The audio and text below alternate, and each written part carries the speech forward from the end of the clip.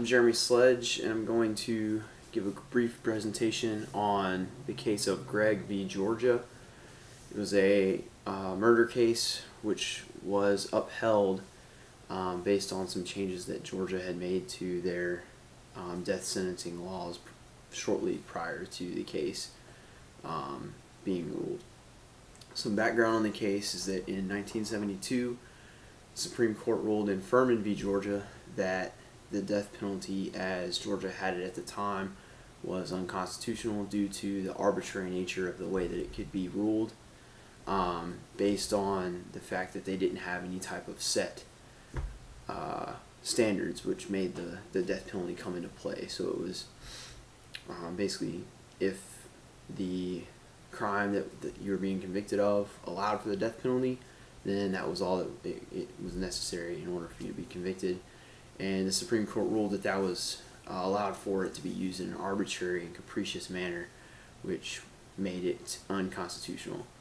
The response to that was that Georgia, along with 35 other states, put certain standards into play, that one of those standards had to be met in order for the death penalty to be on the table. And it wasn't just a matter of, oh, you committed murder. It was, there had to be very specific aggravating circumstances within that murder so that death penalty would become an option. Georgia was one of 35 states which put these new rules into place, and so when Gregg v. Georgia went up, there were actually 4 other cases that went up at the same time to the Supreme Court, and the decision that the Supreme Court made was that because those standards were in place, and some of those states even, it was, if you commit these, then it's mandatory, in order to make it even less arbitrary.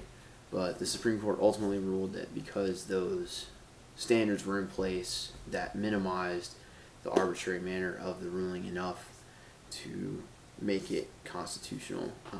This went against what they were hoping to be to determine, because obviously those who were appealing to the Supreme Court wanted the death sentence to not be upheld. They were hoping for capital punishment to be determined to be considered cruel and unusual in all circumstances, so that it would no longer be permitted within the United States. But based on the nature of the murders that had taken place and the nature of those specific circumstances which had to be met for each specific case, the Supreme Court determined that it was not cruel and unusual as long as those specific rules were in place and those rules were met and proven beyond a shadow, beyond a reasonable doubt, just like the conviction of the murder in the first place.